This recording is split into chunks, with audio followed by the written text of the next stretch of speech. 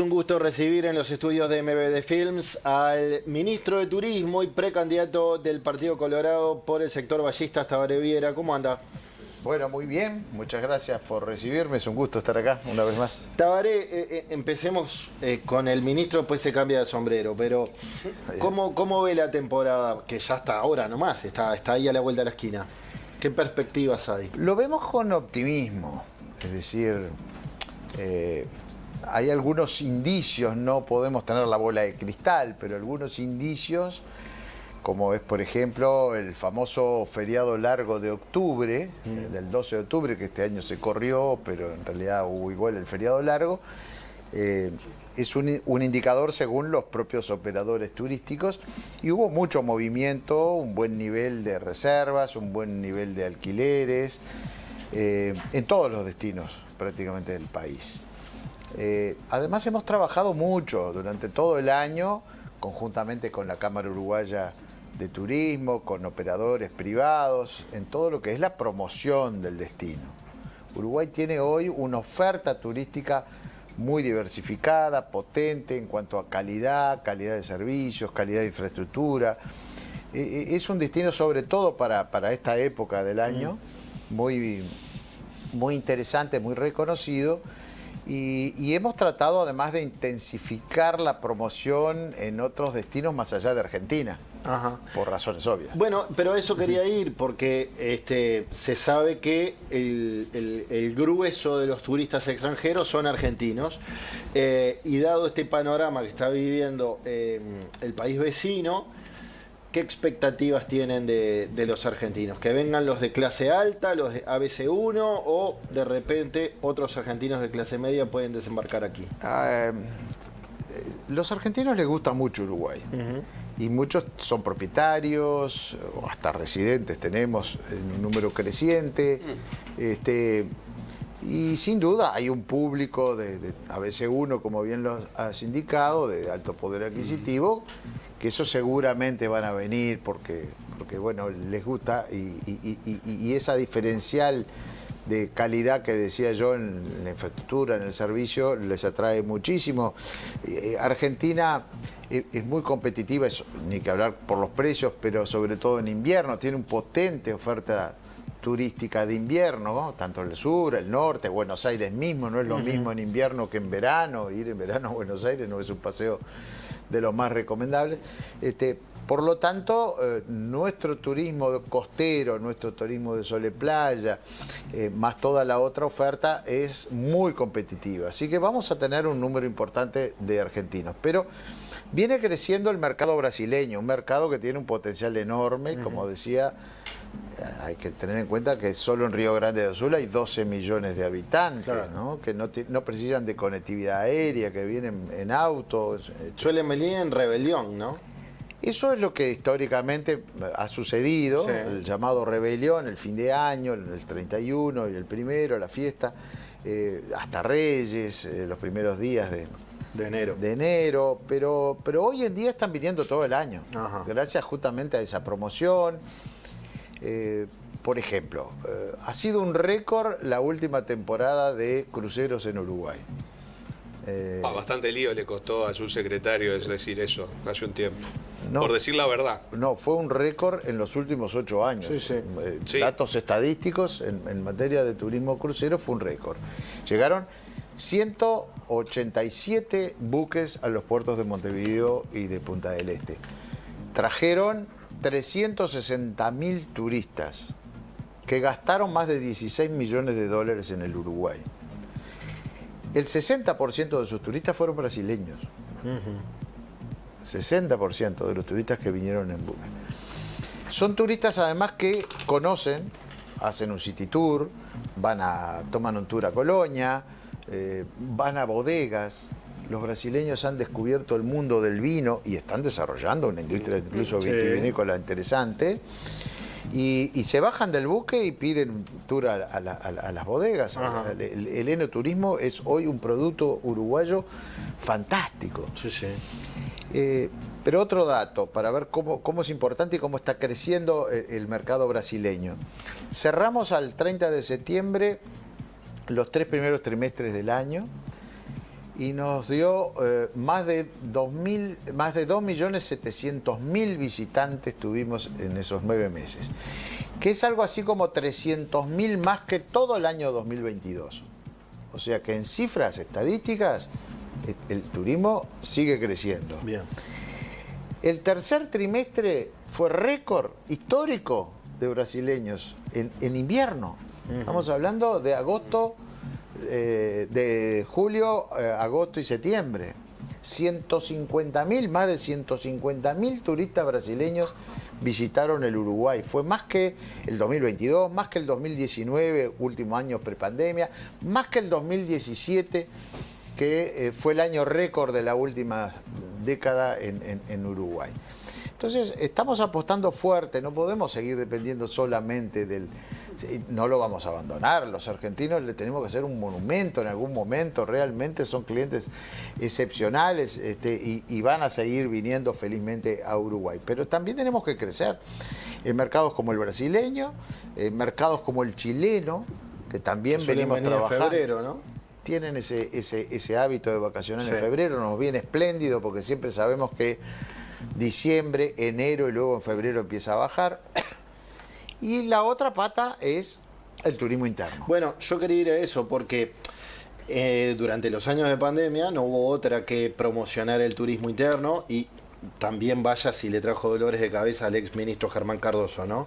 El poner mucho dinero para promocionar el turismo aquí en Uruguay. ¿Se aprendió de algo de lo hecho en pandemia, de cómo seducir a los uruguayos para que no se vayan del país y vacacionen en el territorio nacional?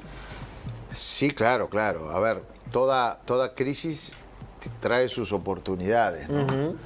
Y en esa época, con las fronteras cerradas, la parte positiva de todo lo que sufrimos y lo malo que fue la pandemia es que creció la oferta turística interna y hoy hay potente oferta en los 19 departamentos. Sobre todo en el turismo naturaleza, en el llamado turismo terno, el turismo en espacios rurales y naturales. En el turismo... turismo minero en el norte del país, por ejemplo. Ni que hablar. Eso Rivera y hoy Artigas. está full, Rivera, Artigas. Minas de Corrales. Con una ruta que pasa por el Lunarejo, Sí. el Valle del Lunarejo. He visitado esos lugares. Ahora están extendiéndolo hasta Bella Unión, todas esas opciones, esas rutas.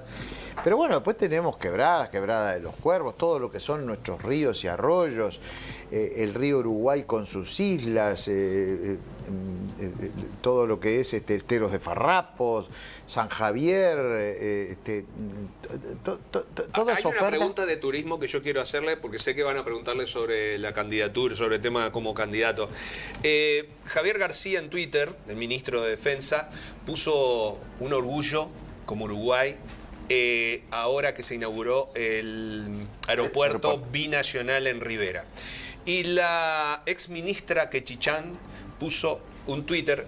Ahí lo vemos. Ahí lo vemos. El tuit que de, lo que pasó fue que Quechichán. durante los años del Frente Amplio se quiso arreglar este tema con Bolsonaro, pero no se logró, minimizando, ¿no? este acuerdo de alguna manera, y que sí fue gracias a que está Lula como presidente. Que está Lula como presidente y se hizo, no cabe ninguna duda. Pero ¿qué le merece esta comunicación? Y bueno,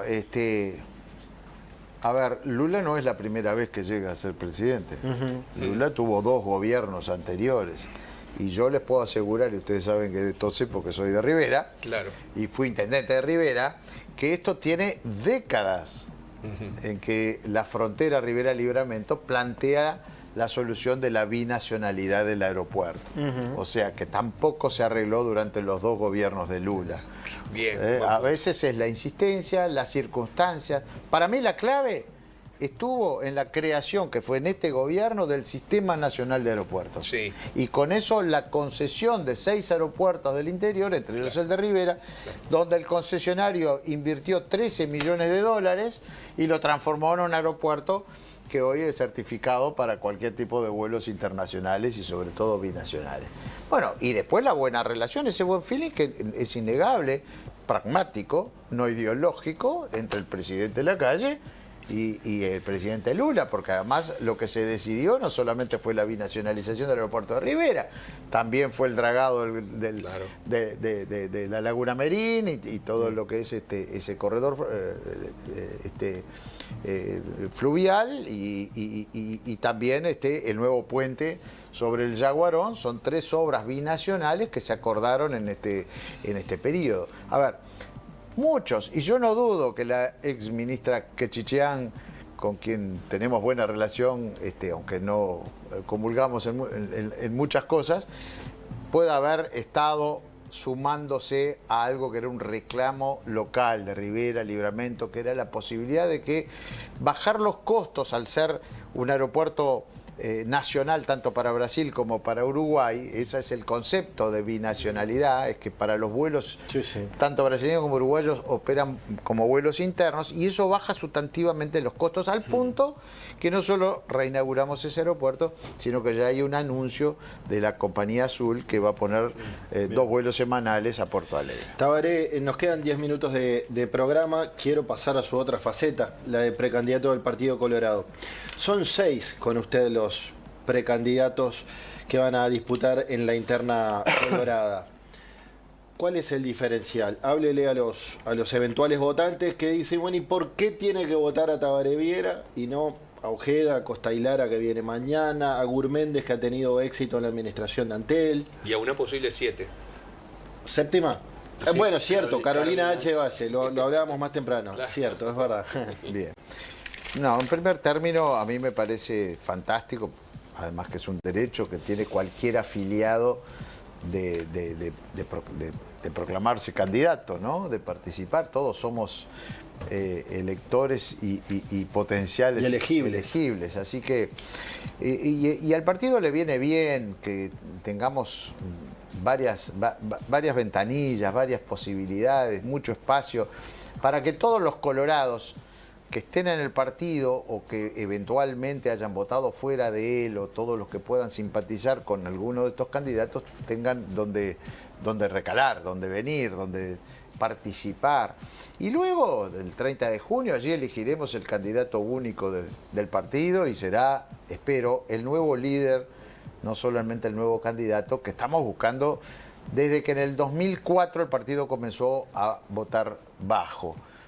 Mal. ¿Por qué? Porque, bueno, pagamos costos políticos de aquella crisis del 2002 estando en el gobierno, y siempre el gobierno paga los costos políticos de las crisis, porque además justamente estábamos en un proceso de la sucesión de figuras como la del doctor Valle y como la del doctor Sanguinetti, que aparecieron después de la mano de Bordaberry, pero que después no continuó como candidato, desistió también el doctor Talvi. De alguna manera, entonces, yo creo que vamos a laudar, y esa es nuestra propuesta. Yo he sido nominado, apoyado por mi sector, el sector vallistas, empezando por su líder, el doctor Sanguinetti, que este sábado oficializamos en una gran asamblea nacional de dirigentes esa precandidatura. Creo que además de historia, raíces, de ideas, que son las ideas vallistas, que yo creo que han triunfado en el mundo porque hoy le dan otros nombres: social liberalismo, liberalismo social, socialdemocracia, pero en Uruguay se ha llamado vallismo. Además de eso, y contamos con un sector fuerte, con técnicos que estamos ya trabajando en lo que más importa en política, porque en definitiva la bandera, el abanderado hay que mostrarlo, que es quien porta el estandarte, pero la bandera es la propuesta, es el programa, es transmitirle a la ciudadanía que tenemos ganas, fuerzas y sobre todo conocimiento y equipo para hacer que las cosas cambien para mejor. Programas e ideas que todavía no tienen. Programas e ideas que estamos trabajando, que tenemos muchas de ellas, por supuesto. Pero bueno, yo tengo además experiencia, trayectoria, que muchos a veces Teléfono, Ojeda. quieren indicarlo. No, yo no lo digo por nadie, pero a veces escucho, ¿no?, aquello de la renovación, como si la renovación fuera solo un tema de edad. Y yo creo que la trayectoria y la experiencia para mí es un activo, porque es nuestro currículum vitae. Si en 30 años, pasando por el Parlamento, por un gobierno departamental, que sigue siendo el único gobierno colorado, por empresas públicas, ahora por un ministerio, y tenemos resultados además para mostrar de todos ellos, creo que es también un certificado de garantía, de que no vamos a cambiar después de 30 años la forma de hacer política, la forma de actuar y la forma de gobernar. Me decía Bambino más temprano, y yo le comentaba que se lo pregunté para Montevideo Portal hace un par de semanas. Usted dijo una frase en polémica en el bar que los amigos de Sin TV levantaron y cada tanto la pasan. Hay Colorado, son pocos, no la pasan bien. Al día de hoy, somos muchos más. ¿qué tiene? ¿Sí? ¿Por qué? ¿Cómo han crecido? Somos no lo muchos dijo hace tanto. No, pero creo que ya somos muchos más y seremos muchos más. Porque es como la foto de las encuestas. ¿Cómo se los atrae? Son ¿Cómo un hacen momento. para que, como decía Hugo de León en algún momento, los colorados vuelvan a casa, los que le prestaron el voto a otros partidos, a Cabildo Abierto, al Partido Nacional, algunos se fueron a la izquierda?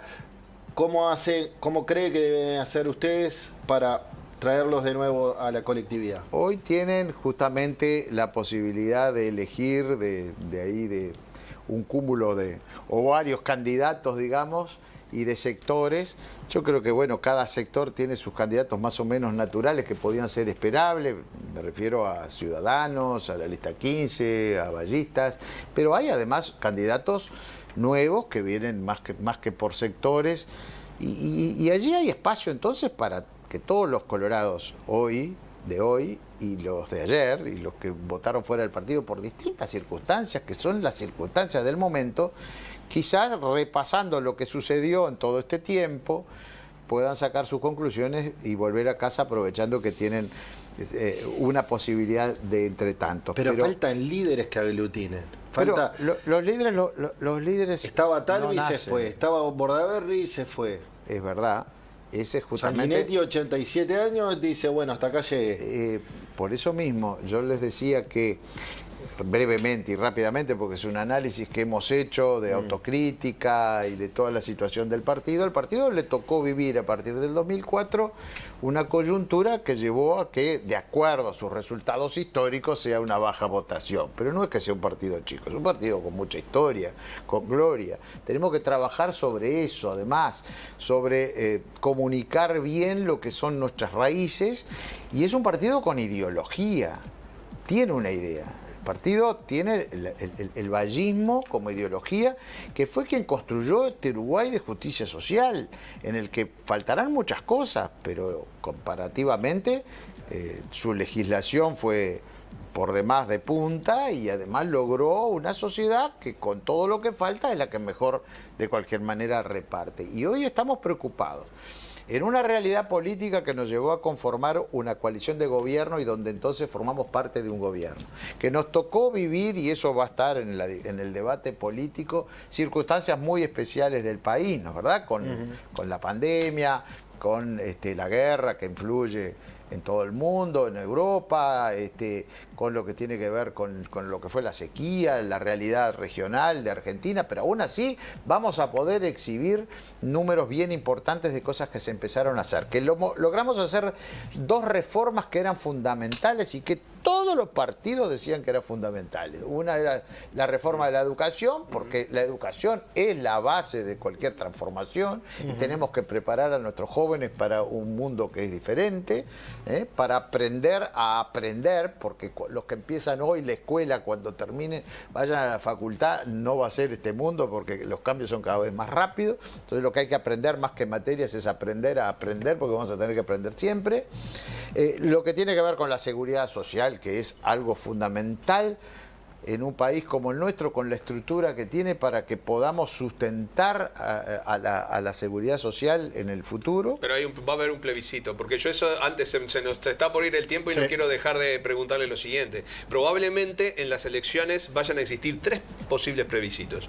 Uno, el del PIT-CNT, eliminando las AFAP, y hoy hablábamos de más, y haciendo justamente una reforma a esta reforma de seguridad social. Otra de Manini Ríos, que es el tema de los deudores. Y hay otra otra que es Contra la la de los usura y por allanamientos. una deuda justa. Exactamente, bien Lo de aclarado. Y después otra, que los allanamientos nocturnos. Sí. Que sobre las 3. ¿Cuál es su postura? Ahí está.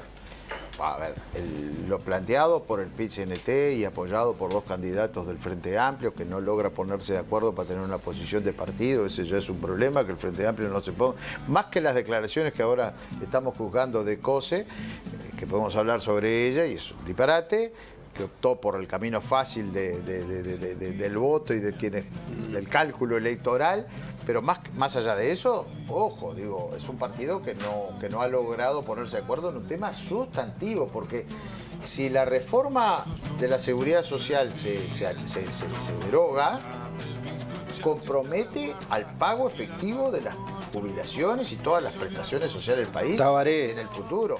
Y además, todo el ahorro de las AFAP se la llevará el Estado, 22.000 millones de dólares que son de los ahorristas y que nos lo quitarán. Por lo Cortita, tanto, eso- allanamiento nocturno, esa ¿sí me- o no? Sí. Le hago la gran masa con mi ley. Sí. Sí. Seguridad social, sí. Sí, sí. ¿Y cuál era el otro? El de no firmar. Cabildo Abierto. No firmar, pero sí a la reforma. ¿Y lo de Cabildo Abierto? Deudas, deudores. Deudores. ¿El proyecto por la deuda justa? Bueno, el proyecto de la deuda justa... ¿Sí o no? ¿Sí o no? No en la Constitución. Dejemos de Bien. toquetear la Constitución. Bien. Hablemos del problema de fondo y busquémosle una solución, pero la Constitución es un corset que después para cambiar hay que volver a Bien. reformarla. Lo invitamos después en el verano para seguir... Porque tenemos que hablar de y los temas de seguramente- seguridad, y el sí. tema del empleo, el tema de la innovación, el tema Ya de no la va a ser más innovación. ministro y viene en plan candidato, ¿le parece? Con mucho gusto. Ahí está.